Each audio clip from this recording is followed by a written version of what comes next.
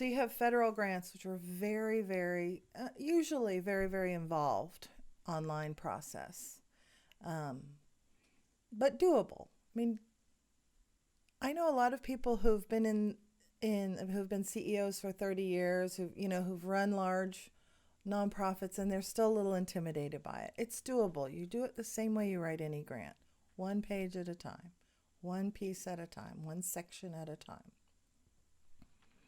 So federal is, the most involved usually. Lots of reporting because you're dealing with taxpayer money. So you have to be very, very accountable. And it might be lower amounts, just depending, you know. However, once you've shown that you can qualify for a once you've gotten that federal grant, you're vetted and it shows credibility to the other funders.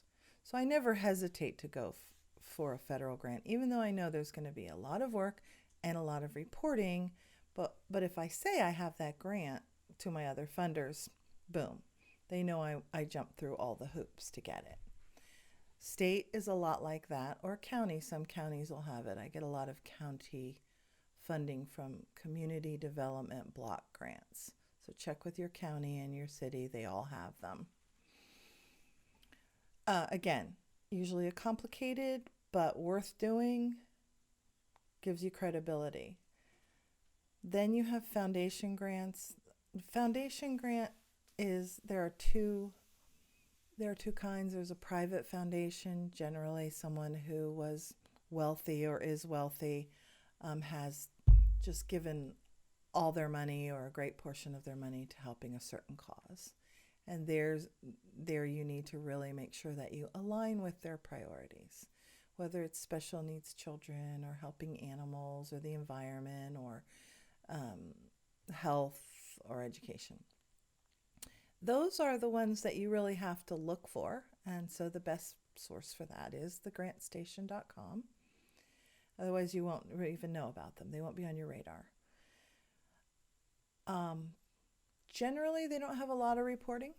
And generally, their application might be 3 pages long. It's more of an altruistic person who wants to make a difference or wants to make a difference in the name of their late parents or their child or something.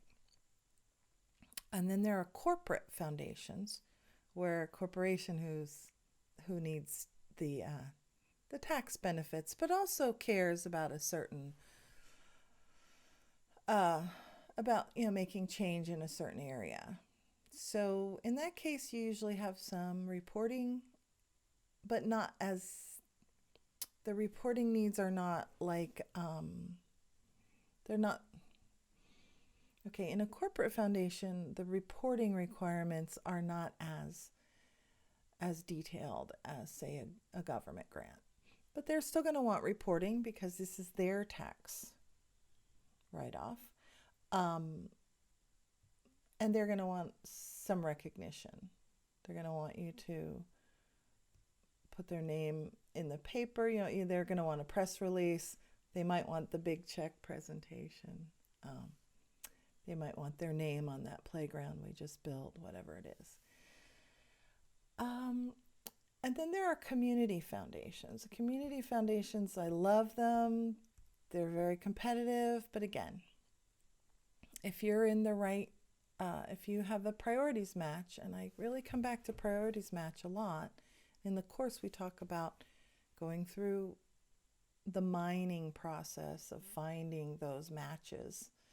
But if you have the right priorities match, community foundations would be that they're helping out in their community. So you have to be in their community. It's a geographic match in that case. But they'll take a lot of the local funders and pool the resources and then give grants out of that. Then there are sponsorships, but those are more business, that's like more of a business that would give you a donation for a tax write-off. And generally with sponsorships, there are no reporting requirements. But the grantstation.com is my favorite source for finding the So I can type in the geographic location, I can type in the priorities. Let's say, I'm doing that grant for breast cancer research. Um, I would just type in New Jersey breast cancer, and it would tell me all of the different possible matches. And then I would go through and cull which ones I think are the really good matches.